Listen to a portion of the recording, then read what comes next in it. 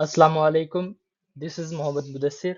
As we are discussing the chapter Circular and Rotational Motion of First Year Physics according to new PTB curriculum, और इसमें आज हम एक बहुत important topic को डिस्कस करेंगे, सेंट्रीपिटल फोर्स को।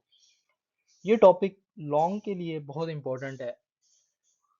सर्कुलर एंड रोटेशनल मोशन का chapter as such old PTB curriculum में भी इंक्लूड था, तो सबसे ज़्यादा इस चैप्टर में आने वाला जो लॉन्ग क्वेश्चन है वो सेंट्रीपिटल फोर्स का ही है। प्लस हम ऑल फार्मूलाज को देखेंगे जो कि एमडी कैट के लिहाज से भी इम्पोर्टेंट हैं, प्लस आपके एफएससी में भी उससे एमसीक्यू सॉल्व हो रहे होंगे। सो स्टार्ट करते हैं हम अपने टॉपिक को।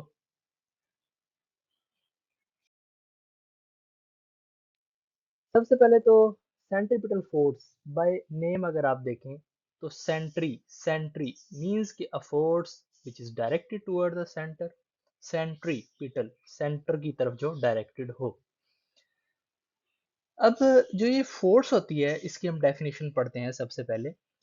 एक ऐसी फोर्स जो भी किसी ऑब्जेक्ट को काज करे कि वो सर्कुलर पाथ में मूव करे, ऐसी फोर्स को हम सेंट्रीपिटल फोर्स कहते हैं। अब देखें आप इसकी definition. The force which causes the object to move along the circular path and always directed along the centre of circle. मैंने पहले ही बता दिया, एक ऐसी फोर्स जो कि सेंटर की तरफ डायरेक्टेड हो और काज करे ऑब्जेक्ट को सर्कुलर पाथ में मूव करने के लिए। अब आप ये डायग्राम को देखें और एक एग्जांपल से इसको समझते हैं। अब एक बॉल है और एक वो स्ट्रिंग रस्सी के एंड पे बंधी हुई है, और एक पर्सन है जिसने इसको होल्ड किया हुआ है। सपोज डैट वो यहाँ पे खड़ा है और उसके हाथ में है और उसको घुमा रहा है बॉल को। अब जो बॉल है वो एक सर्कुलर पाथ में मूव कर रही है, इस तरह से सर्कुलर पाथ में मूव करती जा रही है। ये बॉल तब तक सर्कुलर पाथ में मूव करेगी जब तक वो पर्सन बाहर से एक एक्सटर्नल फोर्स देता जा रहा है। वो जैसे जैसे फोर्स दे रहा है और वो मूव करती जा रही है। ठीक है। अब जब ये रस्सी टूट जाएगी तो ये जो बॉल है वो सर्कुलर पाथ में अपनी मोशन को कंटिन्यू नहीं रख सकेगी। फिर ये जो इस बॉल की मोशन होगी वो अलोंग द स्ट्रेट लाइन होगी, ये वाले स्ट्रेट लाइन के अलोंग। और ये जो स्ट्रेट लाइन होती है इसको हम टेंजेंट कहते हैं। इस टेंजेंट के अलोंग उसकी मोशन हो जाएगी फिर। और ये जितने भी टेंजेंट्स होते हैं वो perpendicular to the circular path होते हैं। ये एमसीक्यू आया हुआ है बोर्ड में कि all the tangents are perpendicular to the circular path. अब क्या वजह थी कि जो बॉल थी जब तक वो एक रस्सी के एंड पे अटैच थी वो एक सर्कुलर पाथ में मूव कर रही थी। उसकी वजह ये थी कि जो यहाँ पे सेंटर की तरफ फोर्स डायरेक्टेड थी, सेंट्रीपिटल फोर्स, और जो एक पर्सन फोर्स दे रहा था बाय एक्सटर्नल मैकेनिज्म से जो फोर्स दे रहा था वो इक्वल थी। You guys can suppose that according to Newton's third law the action force and reaction force are equal. Means कि जब तक एक्शन और रिएक्शन फोर्स इक्वल थी तब तक वो बॉल जो अपनी सर्कुलर पाथ में मोशन को कंटिन्यू रखी हुई थी। जैसे ही उसकी जो मोशन जैसे ही वो जो फोर्स देना बंद हुई एक्सटर्नल मैकेनिज्म से, इस बॉल ने अपनी मोशन को एक स्ट्रेट लाइन में कंटिन्यू कर लिया और उस स्ट्रेट लाइन को हमने एक नेम दिया, उसको हम कहते हैं टेंजेंट। अब देखें, consider a ball attach eight one end of a string. एक बॉल थी जो कि एक एंड पे अटैच थी स्ट्रिंग के, रस्सी के, और एक वो हॉरिजॉन्टल सर्कल में मूव कर रही थी। अगर if the string snaps the ball will not continue its motion in a circular path। जैसे ही it will go along a straight line tangent to the circle। जैसे ही ये रस्सी से टूटी, इसने अपनी मोशन को एक स्ट्रेट लाइन के अलोंग कंटिन्यू कर लिया। और ये जो स्ट्रेट लाइन थी, ये स्ट्रेट लाइन को हम टेंजेंट कहते हैं। ठीक है। ये जो वाली जो स्ट्रेट लाइन है इसको हम टेंजेंट कहते हैं। इस बॉल ने अपनी मोशन को तब तक कंटिन्यू रखा जब तक action and reaction force equal थी। मींस के जो एक्सटर्नल मैकेनिज्म से हम फोर्स प्रोवाइड कर रहे थे वो वाली फोर्स और जो सेंटर की तरफ डायरेक्टेड सेंट्रीपिटल फोर्स है वो इक्वल थी, तब तक इसने अपनी मोशन को कंटिन्यू रखा हुआ था। इसी तरह से ये तो एक जनरल सी एग्जांपल दे दी जो कि हमने खुद बनाई हुई थी बॉल को अटैच करके। अब हम कुछ ऐसी एग्जांपल देख लेते हैं जो यूनिवर्स में हमेशा एग्जिस्ट कर रही हैं। अब एक एटम है और उसमें मौजूद जो इलेक्ट्रॉन्स हैं वो एक फिक्स ऑर्बिट में मूव कर रहे हैं। उनकी जो एक फिक्स ऑर्बिट में मोशन है वो होनी तो इलेक्ट्रिकल फोर्स चाहिए, क्योंकि उनकी जो मोशन है वो सर्कुलर पाथ में है, तो जितनी भी सर्कुलर पाथ में फोर्सेस पाई जा रही होती हैं वो सेंट्रीपिटल फोर्स होती हैं। इसलिए इलेक्ट्रिक फोर्स को उन्होंने नेम दिया होता है सेंट्रीपिटल फोर्स का इन केस ऑफ इलेक्ट्रॉन। ठीक है। अब इसी तरह से force acting on satellites around the earth. अब जितनी भी सैटेलाइट्स हैं अराउंड द अर्थ उनके दरमियान में ग्रेविटेशनल फोर्स होती है, होनी तो ग्रेविटेशनल फोर्स चाहिए, लेकिन उनकी जो मोशन है वो सर्कुलर पाथ में है, तो इसलिए उनको हम सेंट्रीपिटल फोर्स का नेम देते हैं। इसी तरह से force acting on earth around sun. अब जो अर्थ और सन के दरमियान में फोर्स है वो भी सेंट्रीपिटल फोर्स है। Hope so you guys well understand the examples.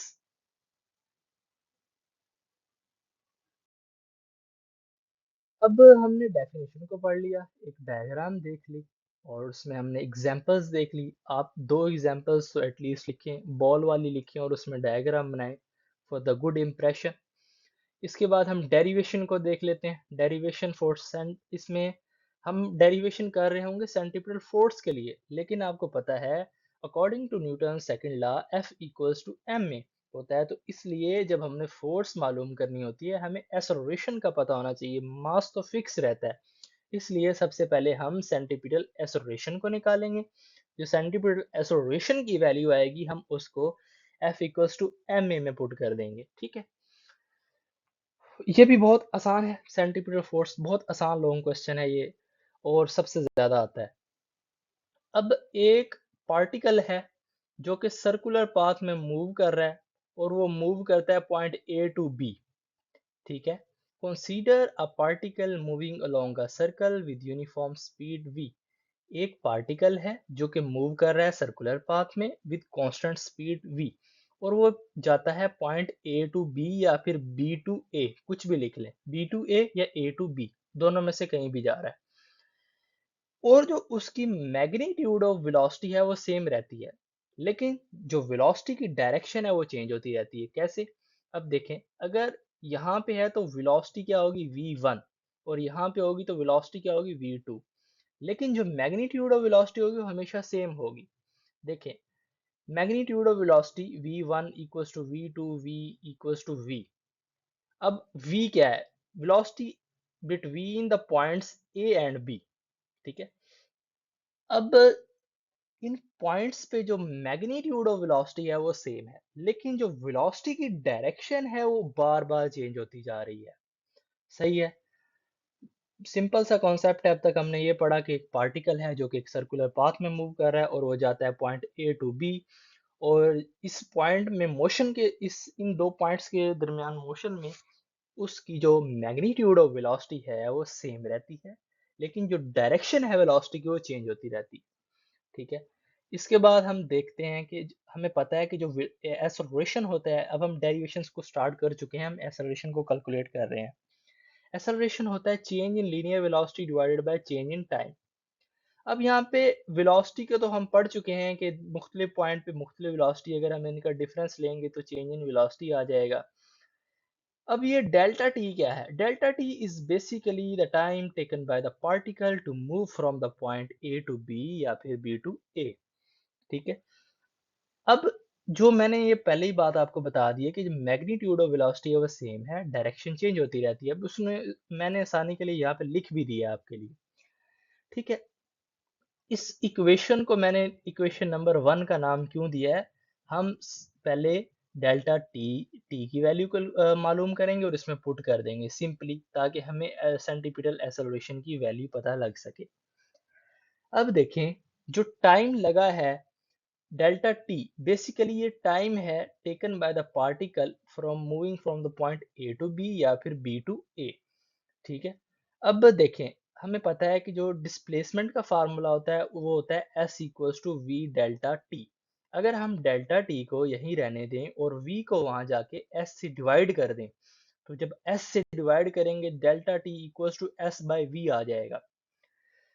इसी तरह से अगर हम डेल्टा टी की हमने वैल्यू मालूम कर ली, मैंने आपको पहले ही बोला था हम इक्वेशन को इसलिए बना रहे हैं, हम डेल्टा टी की वैल्यू को मालूम करेंगे और इसमें पुट कर देंगे। अब देखें delta T equals to S over V आ गया, तो by putting the value of delta T in equation one क्या है, A equals to delta V over delta T. अब A equals to del V over S over V, ये मैंने इसमें put कर दिया, इसमें पुट कर दिया डेल्टा टी की तरह जगह S ओवर V को पुट कर दिया। ठीक है, अब देखें ये A इक्वल्स टू, अब ये जो नीचे V होता है वो ऊपर जाके मल्टीप्लाई हो जाता है। अब जब ये ऊपर जाएगा तो आ जाएगा A equals to V dot del V over S। हमारे पास ये इक्वेशन बन गई। अब मैं इसको इक्वेशन नंबर 2 का नाम दे देता हूँ। सही है। अब थोड़ा-सा आप कन्फ्यूज़ हो रहे होंगे यहाँ पे, लेकिन कन्फ्यूज़ होने की बिल्कुल भी ज़रूरत नहीं है। पहले हमने डेल्टा टी की वैल्यू कैलकुलेट की। कैसे? एस डिस्प्लेसमेंट के फार्मूले को यूज़ करते हुए, S equals to V delta T. उसमें हमने डेल्टा टी को इधर रहने दिया, वी को वहाँ जाके डिवाइड कर दिया, फिर इसमें इक्वेशन में हमने वैल्यू को पुट किया। जब हमने वैल्यू को पुट किया तो हमारे पास आंसर क्या आ गया, A equals to V dot del V over S. सही है। अब हम डेल वी ओवर एस की वैल्यू को कैलकुलेट करेंगे। A A equals to V dot del V over S, del V over S की वैल्यू को पुट मालूम करेंगे और इसमें पुट करेंगे तो सेंटीमीटर एक्सेलरेशन आ जाएगा, कोई मुश्किल नहीं। पहले डेल्टा टी की मालूम मालूम की, अब डेल वी ओवर एस की मालूम करेंगे। अब ये मैंने यहाँ पे दो डायग्राम्स बनाई हुई हैं। इन डायग्राम्स को समझने के लिए आपको ये सारी थ्योरी समझनी होगी। अब देखें ये डायग्राम है, एक पार्टिकल है यहाँ से यहाँ गया और उसकी ये रेडियस है सर्कुलर पाथ का। यहाँ पे लगने वाली वेलोसिटी जो है वो v1 है, यहाँ पे लगने वाली वेलोसिटी जो है वो v2 है। ठीक है, जो मैग्नीट्यूड ऑफ वेलोसिटी वो हर जगह पे सेम है, लेकिन उसकी डायरेक्शन चेंज हो रही। अब हमने एक डायग्राम यहाँ पे वैसे सपोज करके बनाई, इस वाली डायग्राम को बाहर निकाली और अपने पास से ही नाम दे दिए। ये देखिए जी, ये यहाँ पे v1 वैल्यू थी तो v1 लिख दी, यहाँ पे v2 लिख दी, और ये a टू b जाने के लिए टाइम डेल्टा t था, और इसके दरमियान वेलोसिटी मैंने पहले भी बताई क्या होगी, v या फिर डेल v या फिर डेल v। ठीक है, अब अगर हम देखें तो ये दो ट्राइंगल्स हमारे पास बन रही हैं। एक बन रही है हमारे पास ए ओ बी, सेंटर को हमेशा दरमियान में लिखना है, ए ओ बी, और इस पे जो बनने वाला एंगल है वो है थीटा।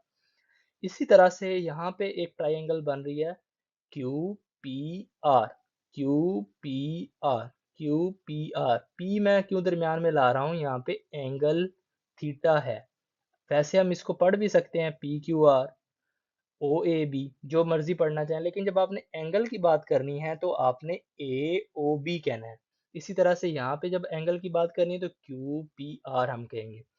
अब आप देखें तो ये जो दोनों ट्राइंगल्स हैं वो आइसोसेलेस ट्राइंगल हैं, बिल्कुल सेम ट्राइंगल्स हैं। अब देखिए आप, according to the triangle P Q R, इस ट्राइंगल के अकॉर्डिंग पी क्यू आर के, P Q is parallel to V one. P Q जो है वो पैरेलल है वी वन के। ये देखें पी क्यू की साइड पे वी वन ही है ना, ये लिखा हुआ है वी वन। इसी तरह से P R is parallel to V two, ये पी आर जो है पैरेलल टू वी टू है। और मैंने आपको पहले बताया जो मैग्नीट्यूड है वो सेम है, V one equals to V two V. अगर वो पूछे डायरेक्शन तो आपने कहना है वी वन यहाँ पे, अगर यहाँ पे पूछे तो वी टू। ठीक है, जो दोनों ट्राइंगल्स पे बनने वाला एंगल है ना वो सेम है, ए ओ बी और Q P R, angle theta same है। Therefore the angle A O B and Q P R equal, hence prove that both triangles are isosceles। अब देखें P Q equals to P R equals to V, ये क्यों लिखा हमने कि दोनों पे लगने वाला जो जो मैग्नीट्यूड है वो सेम है। ठीक है, दोनों पे लगने वाली मैग्नीट्यूड जो है वो सेम है। इसी तरह से O A O B equals to R, है तो रेडियस ही ना, आर वन कह लें या आर टू कह लें, है तो रेडियस, तो हमने आर लिख लिया। अब हम क्यू आर को, इस ये देखें इस क्यू आर को, इस साइड को डेल्टा वी को डिवाइड कर देते हैं पी क्यू के साथ, पी क्यू के साथ, पी क्यू के साथ कर लें या फिर पी आर के साथ कर लें, और फिर इसको डिवाइड करना है इसको हम इक्वल करके हम कहते हैं ए बी, ये वाली साइड ए बी, जो कि मैंने आपको याद होगा जब एंगुलर डिस्प्लेसमेंट का टॉपिक बताया था, तो उसमें हम रेडियन यूनिट पढ़ रहे थे। वहां पे जब एक पार्टिकल ने डिस्टेंस कवर किया था और उसको मैंने नेम दिया था आर्क लेंथ का, वो आर्क लेंथ थी, उस आर्क लेंथ को मैंने नेम दिया था एस का। तो यहाँ पे आप कह सकते हैं A B is basically the arc length and it is equal to S. सही है। Q R divided by P Q, A B divided by O A B divided by O A. जब आप इसमें वैल्यूज को put करेंगे, देखें Q R del we लिख दिया मैंने, पी क्यू की जगह वी वन है, मैंने आपको पहले ही बता दिया मैग्नीट्यूड की बात कर रहे हैं हम, तो हम यहाँ पे वी पुट करेंगे। क्यों? V one equals to V two, और वी वेलोसिटी की मैग्नीट्यूड हर जगह पे सेम है। इसी तरह से ए बी और ए बी मैंने अभी बताया आर्क लेंथ है जो कि इक्वल है एस के, और इसको आपने सपोज करना है। ओ ए और ओ ए जो है वो रेडियस के बराबर है। जब हम इसको डिवाइड ऐसे लिख लेंगे, उसके बाद आपने इसको क्रॉस मल्टीप्लाई करना है, मतलब एस को आपने डेल वी के नीचे ले जाना है, और वी आर को आपने वी की जगह पे ले जाना है, एस की जगह पे वी को ले जाना है और वी की जगह पे एस को ले आना है। Del V over S equals to V over R. Basically हम इतनी देर से निकाल क्या रहे थे, डेल वी ओवर एस की वैल्यू को निकाल रहे थे। क्यों? हम एक्सेलरेशन को मालूम कर रहे हैं। पहले एक्सेलरेशन में हमने डेल्टा टी को मालूम किया, जब हमने ये पुट किया तो डेल वी ओवर एस आ गया। अब हम डेल वी ओवर एस को मालूम करें, तो काम ही करने हैं सेंटीपिटल एक्सेलरेशन को मालूम करने के लिए। डेल्टा टी की वैल्यू को पहले मालूम करना है, जब उसमें पुट करेंगे तो डेल्टा वी और एस आ जाएगा, फिर उसकी वैल्यू को आपने मालूम करना है। उसको इसमें जब पुट करेंगे तो आप देखिए, अब डेल वी ओवर एस किसके इक्वल है, वी ओवर आर के। जब आप इसमें पुट करेंगे A equals to V dot V R, मतलब कि डेल वी ओवर एस की जगह आपने पुट कर दिया वी ओवर आर को, तो हमारे पास क्या आ जाएगा, centripetal acceleration equals to V square over R. V से जब वी मल्टीप्लाई होगा, ठीक है। Hope so you understand this well. दो ही काम किए हमने, बस डेल्टा टी की वैल्यू को पहले मालूम किया, फिर डेल वी ओवर एस की वैल्यू को हमने मालूम किया। जब इन दोनों को मालूम कर लिया तो हमारे पास सेंटीपिटल एक्सेलरेशन क्या आ गया, ए सी इक्वल्स टू वी स्क्वायर और आर। सो नाउ मैंने आपको टॉपिक स्टार्ट करते हुए बोला था 5 चीजें इसमें लिखनी है। सबसे पहले डेफिनेशन, फिर एग्जांपल, फिर डेरिवेशन फॉर सेंटीपिटल एक्सेलरेशन। 3 चीजें कर ली। चौथी क्या है? अब चौथी है सेंटीपिटल फोर्स की derivation. Now study for the centripetal force. Centripetal force को मालूम करने के लिए आपको पता है न्यूटन का second law, F equals to M A. ठीक है, F equals to M A. आपने सेंटीपिटल एक्सेलरेशन की वैल्यू मालूम कर ली है वी स्केयर ओवर आर, तो F equals to M A की जगह आपने क्या पुट कर दिया, V square over R, V square over R. तो सेंटीपिटल फोर्स किसके बराबर आ गई, M V square over R के।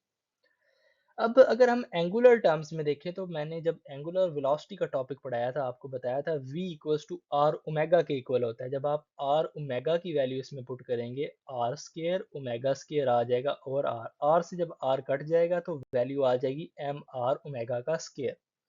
आर से आर कटा, एक आर बच गया, एम आर ओमेगा स्केयर आ गया। F C equals to M R omega square. आपकी बुक में टॉपिक यहाँ तक है, बस आपने यहाँ तक इसको लिखना है।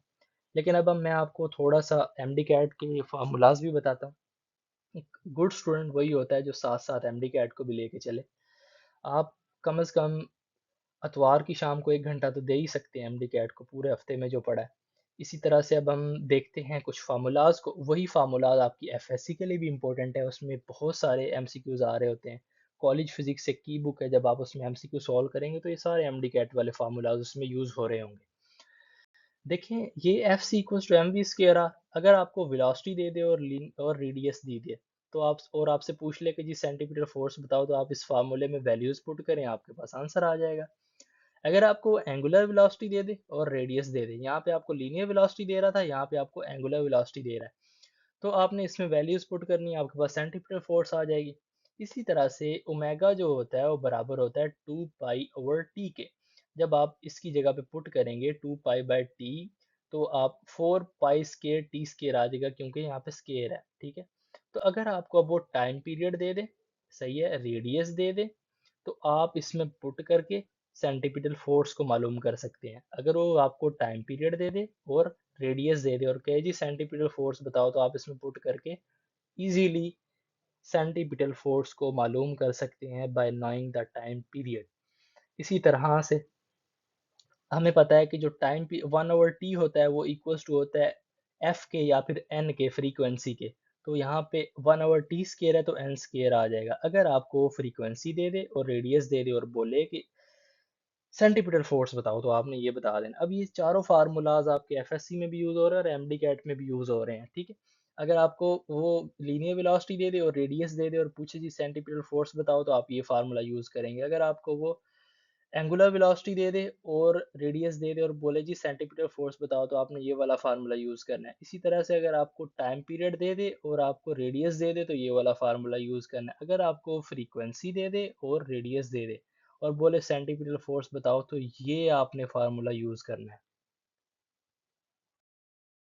Okay, so that's all about our lecture. If you guys have any query, you can feel free to ask me in the comment section. Jazakallah.